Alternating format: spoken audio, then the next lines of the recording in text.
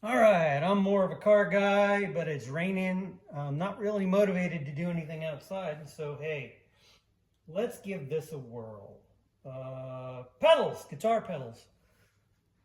If you're a guitarist and a gearhead, I always thought of guitar pedals kind of like aftermarket components. You know, you don't really need them, but man, they sure are fun. So this is just one of a couple of pedal boards I have, and I figured I'd go through the signal chain and give you a taste of what each of them sound like.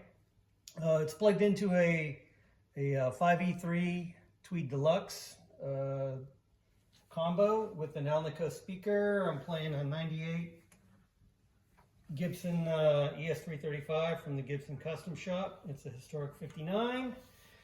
And it's cold in the house, so this guitar is going to be going in and out of tune.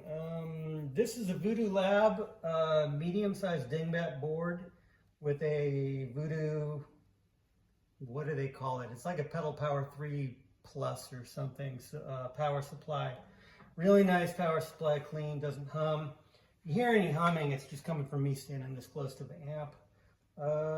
Don't have the volume hardly cracked on this little Tweed Deluxe, but it's still kind of loud, so I'm going to try to remember to give it a little pause between playing and talking.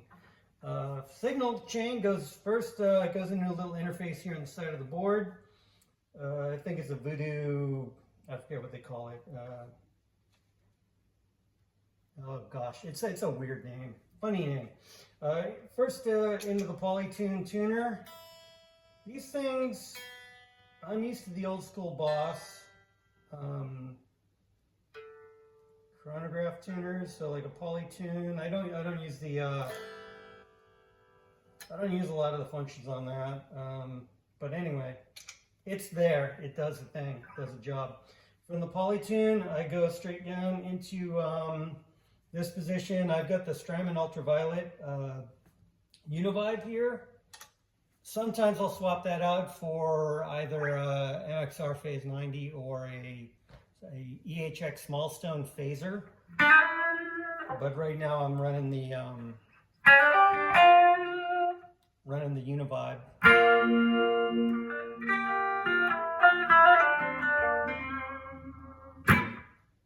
I really wanted something analog, but I've had really good luck with the Strymon stuff, and this popped up used at a good price, so.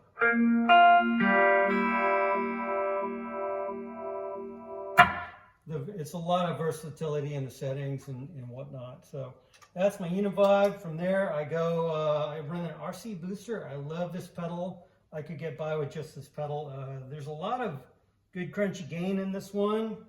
You can brighten it up, drop the bass. So I'll run the treble up a little. I drop the bass because I almost exclusively play either P90s or PAF style pickups. And it really adds a little bit of extra warmth.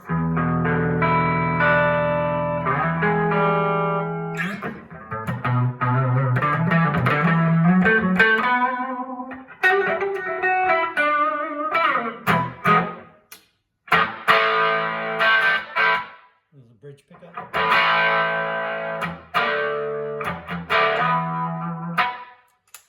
From there, I'm going into the JRockett Majestic. They say this one's modeled after Jimmy Page's live sound on How the West Was Won.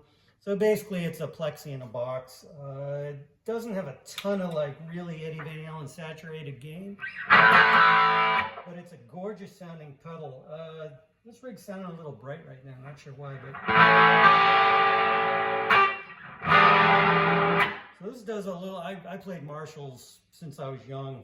And so I've always gravitated towards that kind of feel, and this one does it in spades.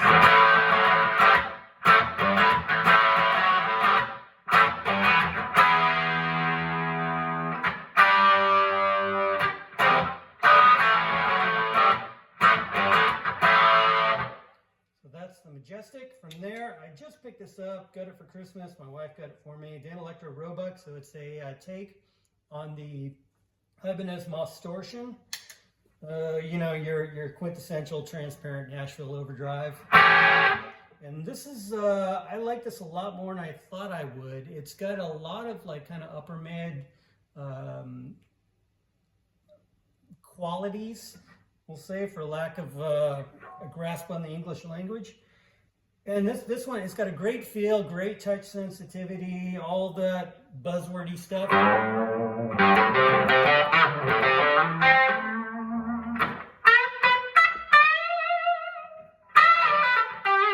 And of course, you know, I stack into different pedals. So if I hit this with the booster, that's all the gain you'd really ever need.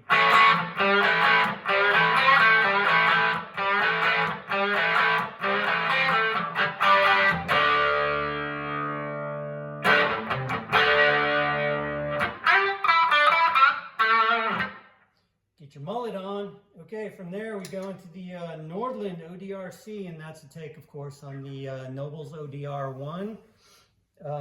This one's made by the same guy that developed the ODR-1. A lot of additional functions. You can there's a mids knob. First of all, you can reduce or increase the compression. It's got a low cut because the original Nobles is a lot bass heavy. I remember playing them back in the originals back in the early 90s or mid 90s. I can't remember when. But not really liking them. But this one, got, first of all, it's got a lot of gain in there. The gain's about halfway up. So this pedal can do distortion, even though it's a, you know, technically a drive pedal. But this is a fun one.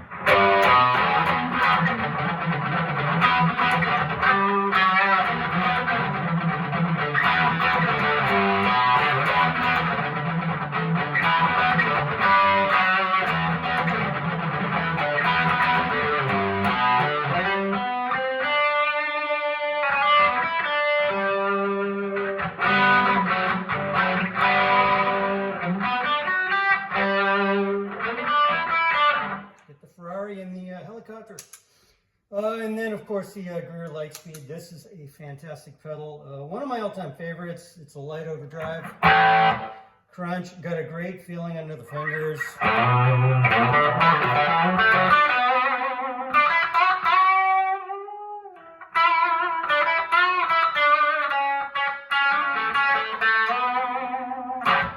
And of course, you can feed it a little drive into it, and it gets really, really gnarly.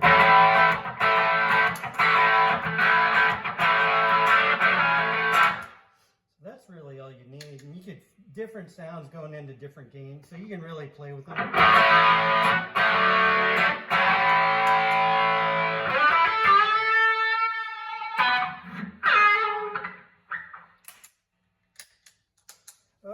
Into the Analogman modded GE7 equalizer. This thing's fantastic. You can run all these gain pedals into it. Analogman quiets down the circuit. I swear, even without anything going into it, I got it back, plugged it in, and just whatever he did to it, it sounded a lot better. This pedal is so versatile.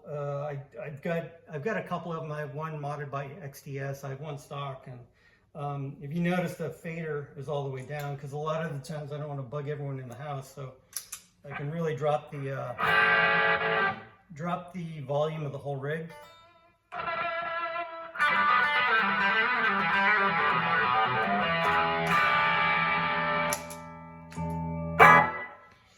From there, we go up to the FX65 DoD chorus. This is an old school one. This is one of the first pedals I ever bought, not this exact one, but I love this chorus sound.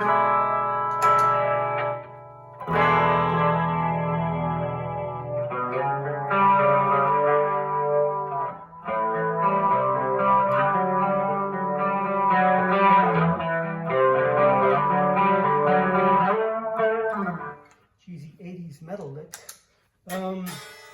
Great chorus. From there we go into the Strymon Lex. I love the sound of like a Hammond organ, you know, those old Deep Purple albums, and this will get you kind of that same vibe. The you know, it's a rotary.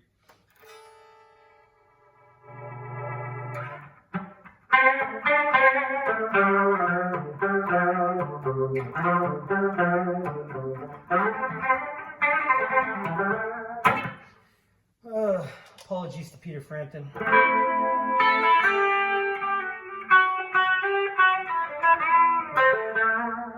Great preamp on this. That's with no drive pedals on.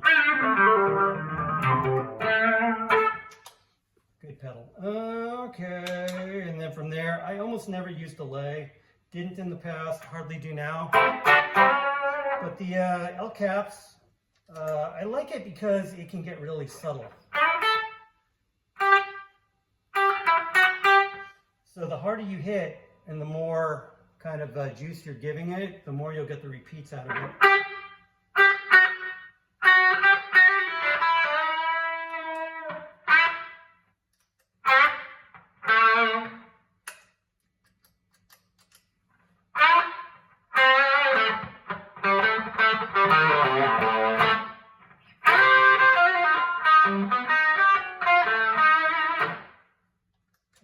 Garbage right now. But anyway, that is the L cap. From there I go into the Flint, and if you have a tweed amp, I prefer tweeds these days. This kind of gives you the tremolo, a lot of tremolo options, and then the reverb. You would normally get in like a deluxe reverb or Fender Blackface or Silverface amp. And on this one I usually run the 70s reverb.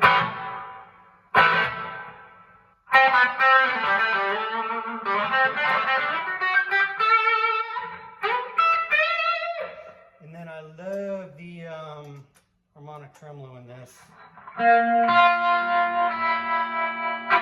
Second Gilmore ripoff lick, but it gets really swirly and swooshy and it's really deep.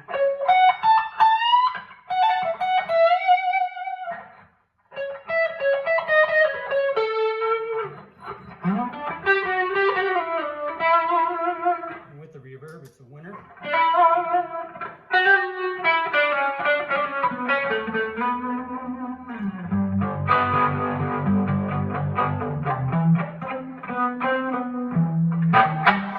And so forth. And then all that trails into the Ditto looper, and quite honestly I use that so infrequently I don't even remember how to set it and get it going, but it's on there if I want to like get ambitious and play along with myself. So that's this pedal board. Hopefully the audio came out okay. My playing wasn't too atrocious because I'm just noodling.